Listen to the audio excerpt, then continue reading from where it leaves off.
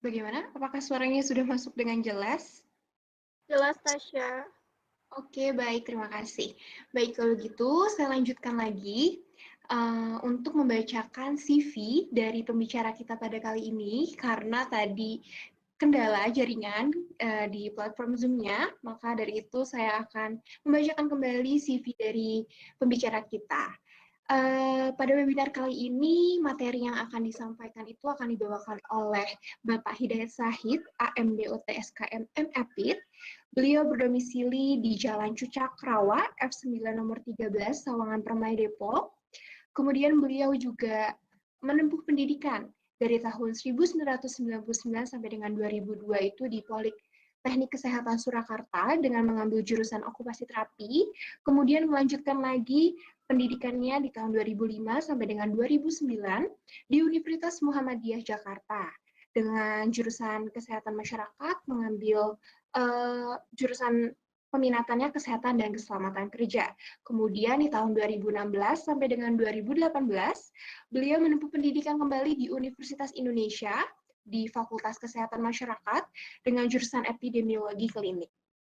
Kemudian untuk riwayat pekerjaan dari beliau, pada tahun 2016 sampai dengan sekarang, beliau merupakan dosen di program studi okupasi terapi, program vokasi Universitas Indonesia, dan tahun 2009 sampai dengan sekarang juga merupakan pendiri dan pemilik dari Bright Fits Equipment Center. Kemudian beliau juga aktif mengikuti organisasi-organisasi, yaitu pada tahun 2017 sampai dengan 2020, beliau menjabat sebagai Head of Research and Development Division of IoT, Dewan Perwakilan Daerah DKI Jakarta. Kemudian di tahun 2017 sampai dengan 2020, beliau menjabat sebagai Head of Communication and Information Division of IoT, Dewan Perwakilan Cabang Jakarta Selatan. Kemudian dari tahun 2019 sampai dengan sekarang menjadi member of ILUNI FKM Universitas Indonesia Commuter. Kemudian beliau juga mengikuti pelatihan penulis buku non-fiksi pada tahun 2020 yang diselenggarakan oleh BNSP di Jakarta. Baik, akhirnya waktu yang sudah kita tunggu-tunggu dari tadi untuk mendengar langsung pemaparan dari Bapak Sahid. Kepada Bapak Sahid, apakah sudah siap, Pak? Oke, baik, Tasya. Halo, Iya, Bapak. suara saya bisa terdengar tidak? Ya, dapat terdengar jelas, Pak. Baik, nah, hari ini masih dalam rangka World Down Syndrome Day, maka kita akan mencoba mengenali lebih dekat apa sih sebenarnya Down Syndrome itu. Oke, ya, Down Syndrome itu seringkali juga disebut sebagai trisomy 21 ya. Kenapa seperti itu? Karena memang sangat terkait dengan kromosom 21 ini.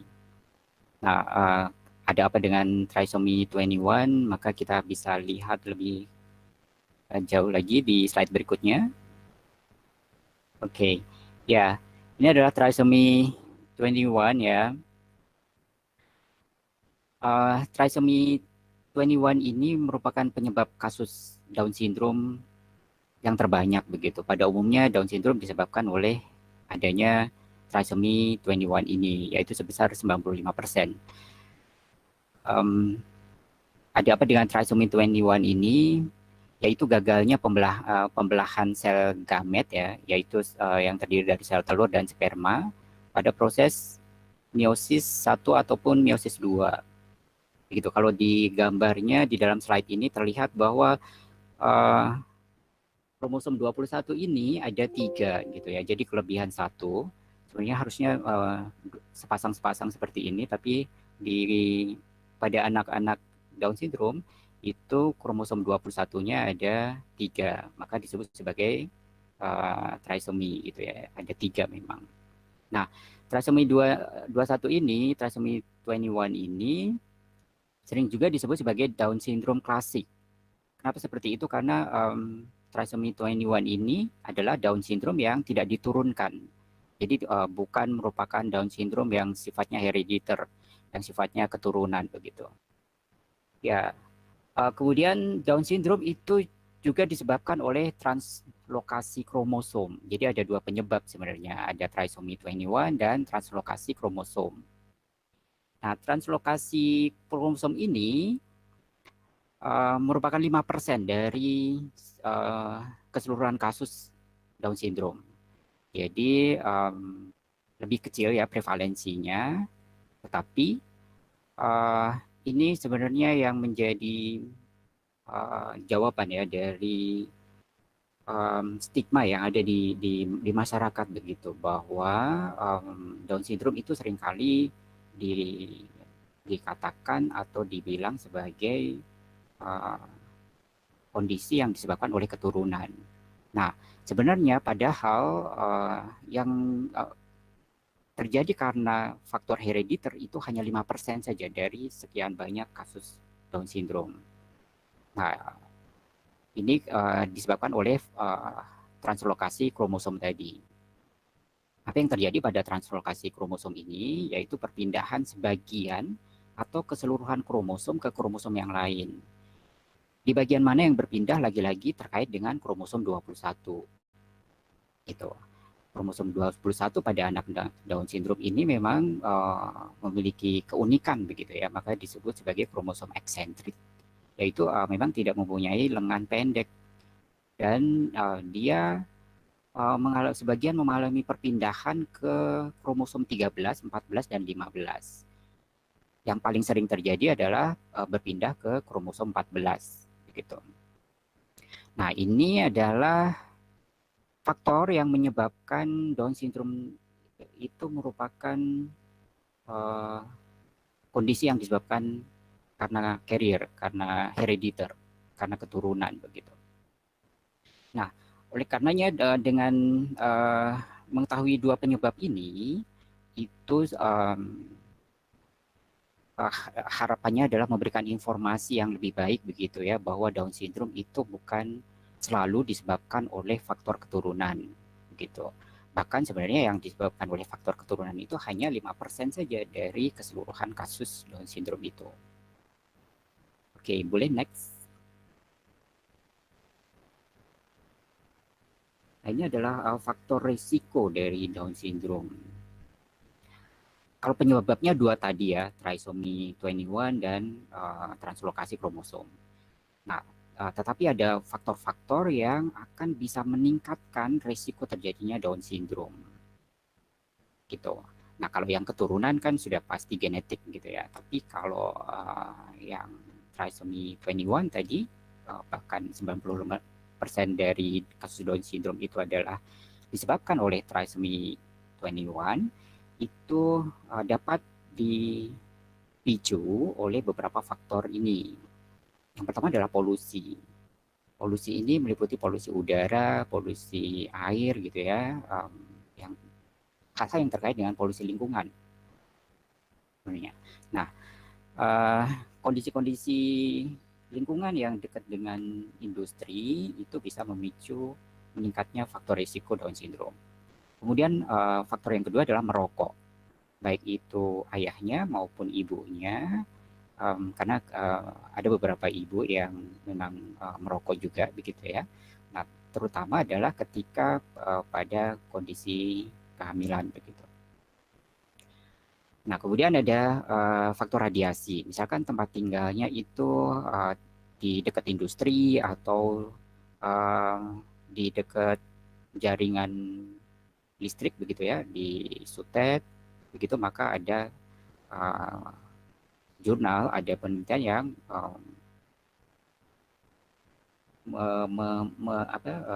mendapatkan fakta bahwa hal tersebut itu meningkatkan risiko terjadinya Down syndrome. Kemudian faktor yang berikutnya adalah adanya kekurangan gizi ya, atau asupan nutrisi, terutama adalah pada masa kehamilan. Kemudian gangguan metabolisme asam folat, di mana asam folat ini memang faktor penting untuk adanya regenerasi sel begitu. Nah, karena Down syndrome ini disebabkan oleh kromosom, adanya kelainan pada kromosom, maka asam folat ini menjadi faktor yang sangat penting dalam faktor risiko Down syndrome. Kemudian faktor yang terakhirnya itu adalah umur ibu yang sudah lebih dari 35 tahun, itu juga memicu terjadinya risiko tinggi terhadap adanya Down syndrome ini. Mungkin boleh next. Nah, ini adalah karakteristik dari Down syndrome. Yang pertama adalah low tone ya, ada tonus otot yang melemah begitu. Biasanya otot-otot yang ada pada anak-anak Down syndrome itu cenderung lembek ya, cenderung empuk gitu. Nah, secara keseluruhan nantinya akan membentuk ke arah floppy baby ini. Floppy baby itu adalah kecenderungan postural yang membungkuk. Ya. Kecenderungan kepalanya agak maju ke depan, kemudian memang badannya menjadi agak melengkung gitu, membungkuk ya. Itu. Nah, kemudian dari tanda-tanda fisiknya sebenarnya juga terlihat sangat jelas gitu ya. Ada kepala dan lehernya itu lebih kecil dibanding pada anak yang pada umumnya gitu. Kemudian matanya juga sipit dan kelopak matanya itu cenderung upslanting. Jadi posisinya itu posisi kelopak matanya agak naik gitu ya, agak naik ke atas. Jadi bukan hanya sipit saja, tapi agak naik ke atas. Kemudian di kaki dan tangannya juga ada hal yang menunjukkan karakteristik khas dari Down syndrome. Itu garis tangannya tunggal dan lurus. Biasanya kalau kita pada umumnya itu garis tangan kita itu adalah terdiri dari dua minimalnya 2 atau 3 garis tangan gitu. Nah, kalau di Down syndrome nanti mungkin kalau bertemu dengan anak-anak Down syndrome itu bisa diperhatikan garis tangannya itu cenderung tunggal dan lurus. Lalu ruas jari-jarinya juga akan lebih pendek kalau diperhatikan dibanding dengan anak pada umumnya.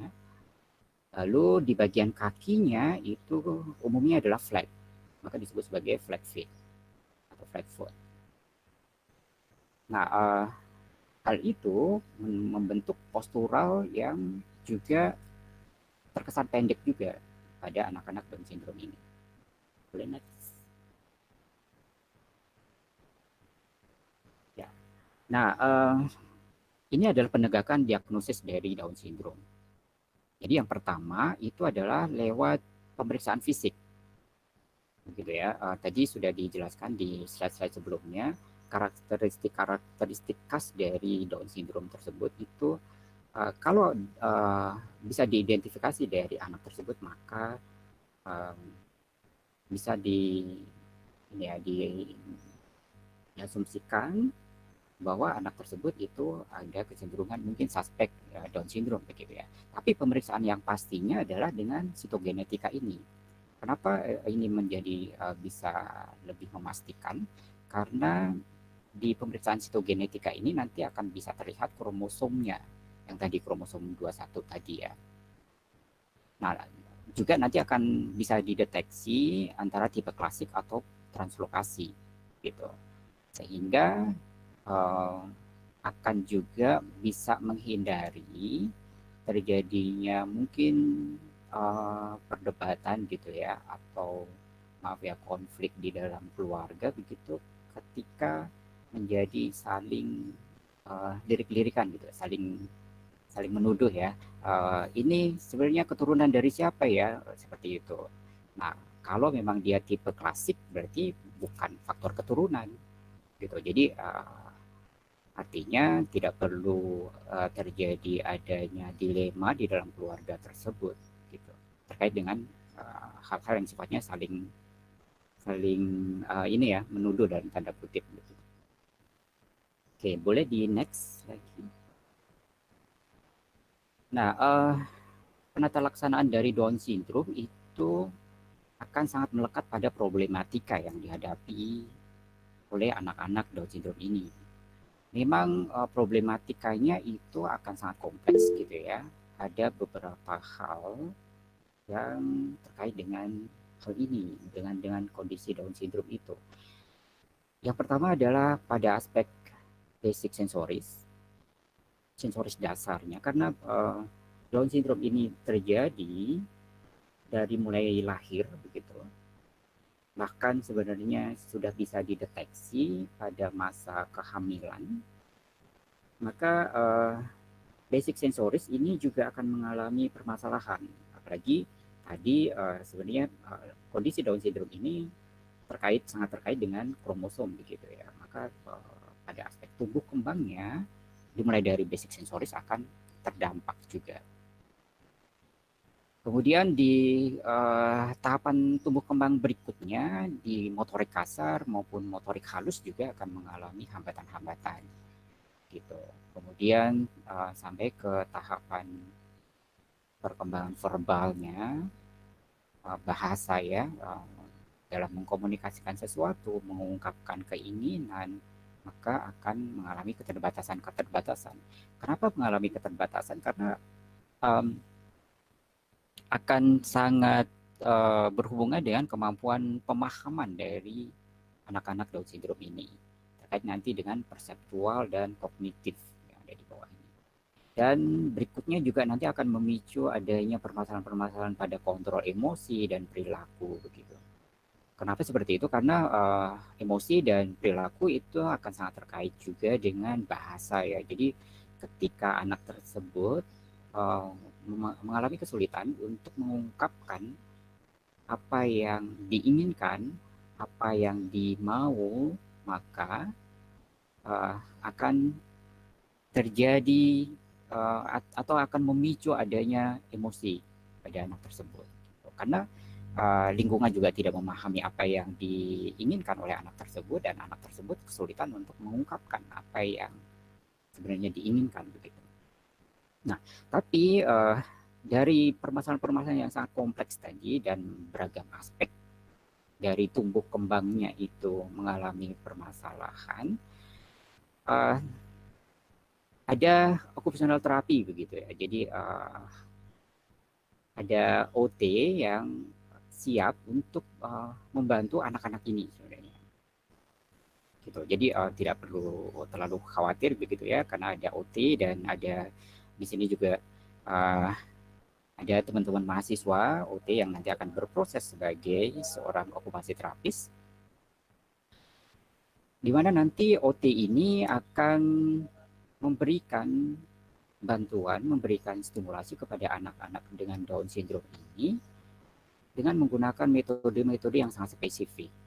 Ada di antaranya adalah sensori integrasi, kemudian ada behavior modification, ada perceptual motor training, ada ADL training, kemudian vocational training, dan sampai ke social skills gitu. Nah, apa saja itu nanti akan kita coba lihat di slide berikutnya. Boleh next. Ya, ini adalah ilustrasi untuk terapi sensori integrasi yang diberikan oleh okupasi terapis. Ya. Tujuannya adalah memberikan stimulasi pada sensoris dasar untuk mendukung tumbuh kembang di tahapan selanjutnya. Di mana sensoris dasar ini menjadi bangunan yang paling dasar begitu ya, untuk nantinya menjadi pijakan, menjadi tumpuan, menjadi modalitas bagi tahapan perkembangan selanjutnya. Nah, sensoris dasar ini meliputi 5 panca indera yang mungkin kita sudah kenal semuanya, dari mata, hidung, telinga, gitu ya, pendengaran, penglihatan, penciuman, gitu, dan peraba, gitu ya. Seperti itu. Tetapi di dalam sensori integrasi itu ditambahkan lagi ada 3 sensoris dasar, yaitu vestibular, proprioceptif, dan taktil plus interoreseptor. Gitu. Vestibular itu adalah aktivitas kemampuan yang sangat berhubungan erat dengan keseimbangan tubuh dan gravitasi. Gitu. Ini sebagai contoh ada gambar-gambar yang di sini. Itu adalah anak-anak yang sedang diberikan stimulasi pada keseimbangan tubuhnya dengan menggunakan perlengkapan-perlengkapan yang memang didesain khusus. Kalau barangkali pernah masuk ke dalam ruang terapi okupasi, maka di dalamnya biasanya disetting dengan warna-warni gitu ya. Kemudian banyak sekali media-media yang berhubungan dengan mainan-mainan, kemudian juga ayunan, yang semuanya didesain dan disetting sangat menarik begitu dan warna-warni. Nah, ini adalah contohnya. Anak ini sedang diberikan stimulasi vestibular ya, ayunan. Anak ini kalau dilihat dari kakinya maka dia ingin turun-turun gitu ya. Jadi dia masih ketakutan sebenarnya, masih belum nyaman ketika diajak untuk bermain ayunan. Sedangkan pada anak-anak yang pada umumnya itu biasanya justru kebalikannya gitu ya, tidak ini apa, tidak mau berhenti main ayunan begitu kan. Nah, pada anak ini itu mengalami hal yang sebaliknya, masih belum nyaman naik ayunan karena memang ada permasalahan di basic sensorisnya. Nah, terapis ini itu mencoba meningkatkan kemampuan adaptifnya terhadap aktivitas yang melibatkan keseimbangan tubuh itu dengan cara yang fun. Jadi sangat penting untuk mengajak dan memberikan stimulasi kepada anak itu dengan cara yang fun. Nah, di gambar yang berikutnya itu terlihat bahwa anaknya juga masih belum nyaman gitu ya, dengan posisi kakinya masih menggantung di bawah satu gitu ya. Ini dia bersiap untuk turun kalau memang merasa tidak nyaman gitu ya, ketika ayunannya digoyang-goyang. Dan ini coba diberikan stimulasi dengan cara diajak main puzzle di atasnya begitu. Nah, yang ketiga ini anaknya sudah memiliki kemampuan kontrol keseimbangan tubuh yang cukup baik begitu. Oleh karenanya diberikan aktivitas yang lebih challenging dengan diminta untuk berdiri di atas papan yang bergoyang, kemudian diminta untuk ambil bola dan dilemparkan ke dalam kolam bola ini gitu. Nah, ini adalah contoh saja proses terapi sensori integrasi yang dilakukan oleh OT. Jadi dengan cara fun dan sangat bergradasi begitu dilakukannya. Jadi sangat penting di dalam meningkatkan respon adaptif dari sensoris dasar ini dengan tidak memberikan kesan bahwa aktivitas tersebut itu menakutkan ya. Aktivitas itu mengerikan gitu, menambah serem pada anak tersebut dan sampai dengan akhirnya anak tersebut merespon negatif. Nah, itu harusnya dihindari dari terapi sensori integrasi ini. Oke, boleh next. Oke, ya ini adalah stimulasi motorik ya yang diberikan oleh seorang okupasi terapis. Prinsipnya masih sama dengan cara yang fun, gitu. Misalkan di gambar yang pertama ini, anak diminta untuk naik tangga, begitu ya. Kemudian diberikan motivasi supaya anak tersebut itu tertarik dan semangat untuk naik tangga dengan permainan-permainan yang diletakkan di atas, begitu. Jadi instruksi verbal yang diberikan oleh terapisnya itu bukan seperti aba-aba begitu ya. Jadi lebih mengarah pada instruksi tersebut itu untuk memperkuat stimulus saja. Gitu. Yang diharapkan adalah anak tersebut secara aktif melakukan eksplorasi terhadap aktivitas yang sedang coba dilakukan, coba dimainkan. Gitu. Ini juga dicontohkan bahwa digunakan bola untuk meningkatkan motivasi anak itu naik tangga, kemudian merosot dan meluncur begitu. Ya. Nah, di sini yang gambar yang anak sedang ada di matras itu coba dilakukan penguatan dan stimulasi pada refleks-refleks primitifnya. Jadi terkadang pada anak-anak dengan Down syndrome itu masih ada mengalami permasalahan pada refleks primitif yang tersisa gitu, walaupun usianya sudah besar ya. Ini ada anaknya umur 7 sampai 8 tahun ya di sini. gitu. Tapi refleks primitifnya masih tersisa, akhirnya menghambat pada koordinasi geraknya, menghambat pada keterampilan motoriknya gitu. Ini juga dipancing dengan menggunakan bola yang gambar yang paling ujung ini ya, dipancing dengan menggunakan bola. Bolanya itu dengan dipilihkan menggunakan bahan yang terbuat dari kain, dengan harapan adalah memberikan kesan pada anak tersebut bahwa ketika ada bola yang datang dilempar begitu, itu tidak sakit loh, tidak apa-apa, tidak perlu takut gitu. Nah, ketika ditangkap, oh ternyata lembut ya, tidak menyakitkan gitu. Nah, ketika nanti sudah memiliki keterampilan untuk menangkap bola, baru nanti bolanya bisa digradasi dengan bola yang terbuat dari bahan kulit sintetis gitu. Nah, ini ada video sebenarnya di gambar yang ada konnya ini, boleh di play mungkin dari Tasya.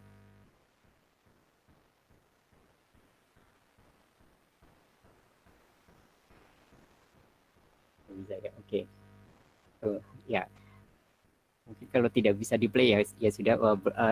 Di sini sebenarnya ada video singkat tentang bagaimana proses terapi yang tadi coba saya informasikan, bahwa terapinya dilakukan dengan sangat fun gitu, dengan instruksinya juga bukan instruksi yang direct, tapi nah ini bisa di play, coba boleh.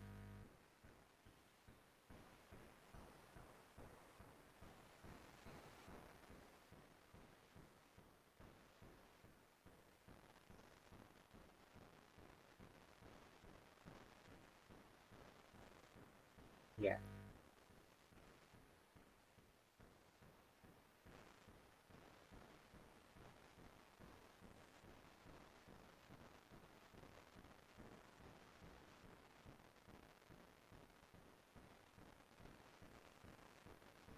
Ya, sayangnya suaranya tidak terdengar ya.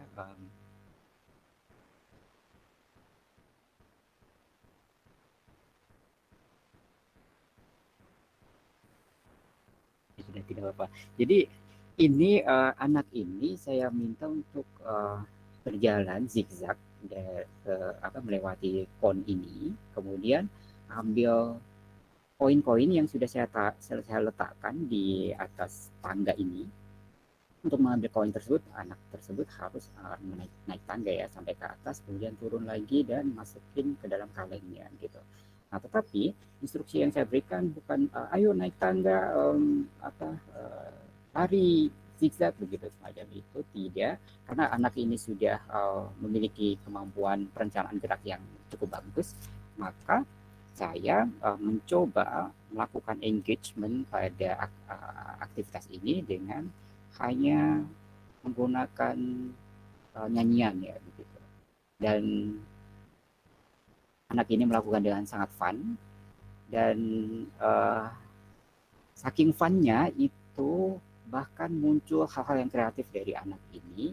Anak ini itu mengganti kata-kata dari lagu tersebut itu dengan kata-kata dia sendiri yang sangat kontekstual dengan situasi yang saat itu terjadi gitu. Jadi saya menggunakan lagu Itsy Bitsy Spider gitu ya, na gitu. Nah, saya hanya nyanyi begitu dengan na saja, lalu si anak ini bisa menyahut dan merespon lagu saya tersebut, kemudian mengganti gitu, karena waktu itu situasinya sedang hujan, lalu diganti dengan kata-kata hujan. Kenapa hujan, misalkan seperti itu. Jadi dia mengganti kata-kata dari lagu tersebut dengan kata-kata dia sendiri gitu ya. Oke, mungkin boleh di next saja.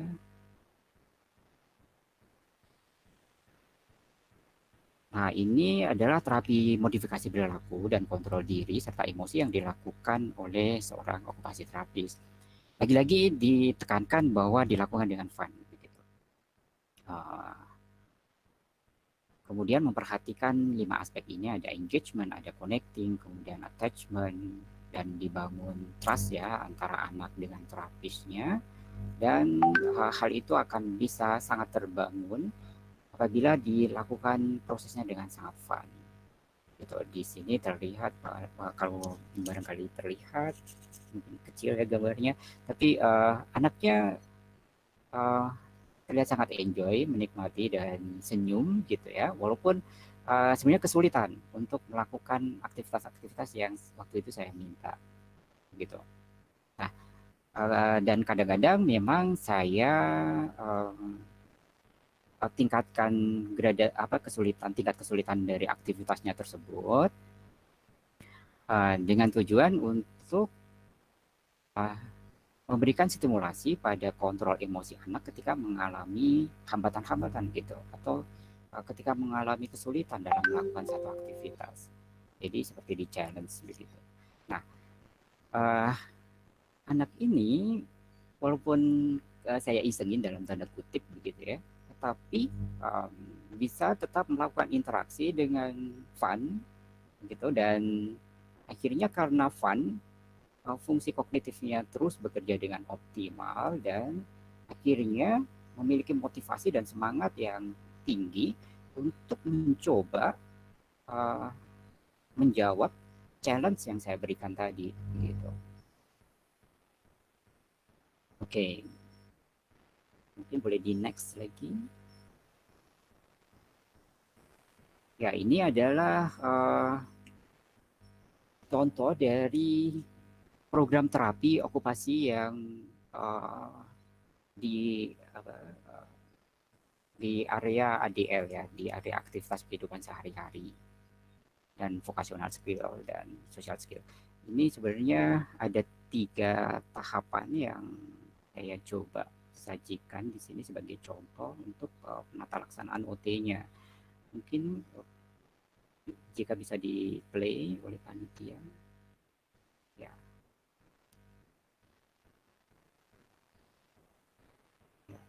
Suaranya mungkin tidak terdengar ya, tapi saya coba kasih pengantar saja bahwa pada tahap pertama ini programnya adalah mandi begitu di aktivitas kehidupan sehari-hari ya. Pada tahap pertamanya itu anaknya diberikan edukasi terlebih dahulu, bagaimana sih cara mandi atau pentingnya mandi itu apa begitu ya, dengan diskusi yang disesuaikan dengan level pemahaman dan bahasa dari anak tersebut gitu. Jadi terapisnya itu berinteraksi dengan anak ini dengan lagi-lagi dengan cara yang fun ya gitu, bukan dengan seperti memberikan aba-aba dan anak tersebut harus mengikuti dan mematuhi secara kaku begitu. Nah, ini kemudian disajikan menggunakan beragam media ya, dengan video dan juga dengan media-media yang lain, misalkan gambar-gambar, flashcard dan sebagainya. Gitu. Mungkin boleh di next di tahap yang kedua. Nah, baru di tahap yang kedua itu adalah proses mandinya gitu. Nah, setelah diberikan kesiapan dengan diberikan edukasi tadi, maka anaknya diminta untuk melakukan aktivitas mandi tersebut dengan dipantau ya, dimonitor oleh terapisnya gitu. Ya, ini proses mandinya sebenarnya kalau terdengar ada suaranya itu ada proses interaksi antara terapis dengan anaknya tersebut gitu. Oke, baik, mungkin di tahap ketiga boleh di next. Nah, setelah mandi selesai maka anaknya tersebut diajak diskusi kembali oleh si terapis tersebut supaya apa, supaya ini bisa menjadi bagian dari self reflection begitu ya. Kalau ada hal-hal yang tadi perlu ditekankan, masih perlu dikoreksi dan ditingkatkan, maka itu pada saat self reflection ini, pada saat diskusi di akhir itu kesempatan bagi terapis untuk menanamkan hal-hal yang oh ini sudah baik loh, yang pada aspek-aspek tertentu itu masih perlu ditingkatkan gitu. Dan pada saat ini juga bisa diterapkan adanya prinsip-prinsip dari modifikasi perilaku, misalkan dengan reward gitu ya, dengan diberikan hal-hal yang bisa meningkatkan motivasi anak untuk melakukan aktivitas yang dengan lebih baik gitu.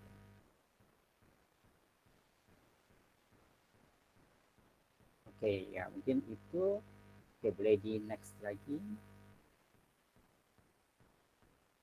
Nah, ini pelaksanaan program terapi dengan menggunakan metode motor skill acquisition. Gitu. Ini program terapinya dijalankan di sekolah ya.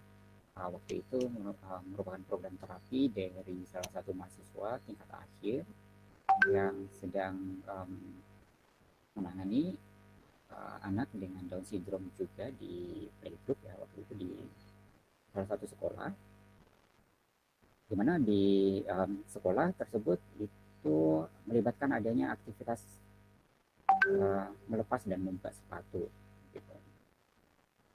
Nah, terapis tersebut itu menggunakan metode motor skill acquisition gitu, dan hasilnya cukup baik ya. Setelah dilakukan beberapa kali terapi dalam rentang waktu tertentu, akhirnya terjadi peningkatan skill dalam memakai dan melepas sepatu ini. Oke, boleh di next. Banyak aspek yang perlu dicermati dari anak-anak Down syndrome ini, tetapi apabila difasilitasi dan distimulasi, maka mereka juga akan memiliki potensi-potensi yang sangat luar biasa begitu. Ini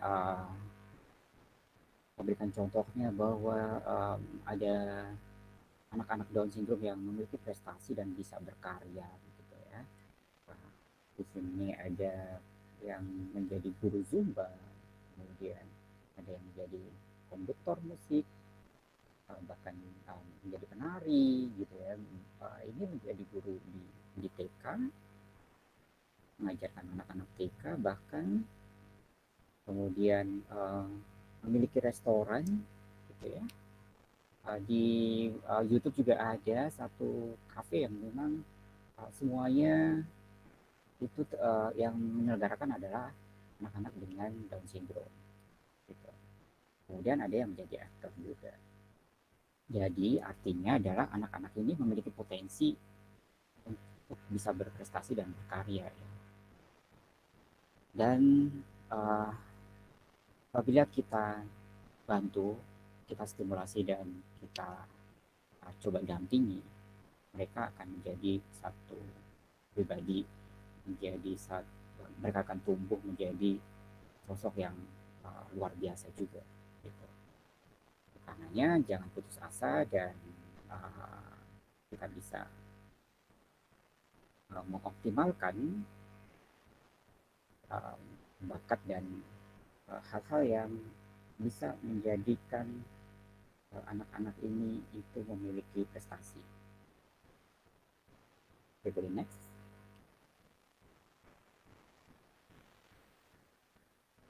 Jadi selalu hadir dan berikan yang terbaik untuk mereka.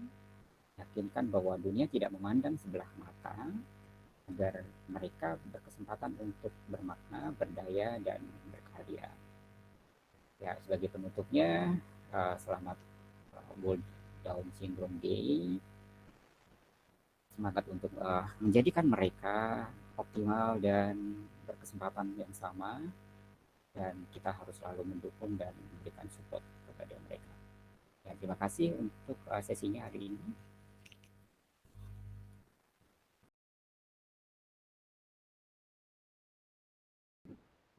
Ya, terima kasih kepada Bapak Sahid atas pemaparan materinya, Pak. Jadi kalau misalnya nih saya ambil garis besarnya ya, Pak, bahwa Down syndrome itu 95% itu terjadi karena adanya penambahan kromosom 21, yang tadinya 2 itu menjadi 3, sehingga namanya itu adalah trisomi. Kemudian Down syndrome itu bukan penyakit yang bersifat menurun ya Pak, karena dari persentasenya itu yang menurun tuh hanya 5% saja. Kemudian problematika yang dialami oleh anak Down syndrome itu diantaranya adalah kemampuan basic sensorisnya, kemudian gross motor, fine motor, verbal, kognitif, dan kontrol perilakunya. Dan anak Down syndrome dapat dibantu menerapkan terapi okupasi melalui berbagai metode, diantaranya ada sensori integrasi, behavior motor, ADL training, vocational training, dan social skill. Sekali lagi, terima kasih Bapak Said atas pemaparan materinya.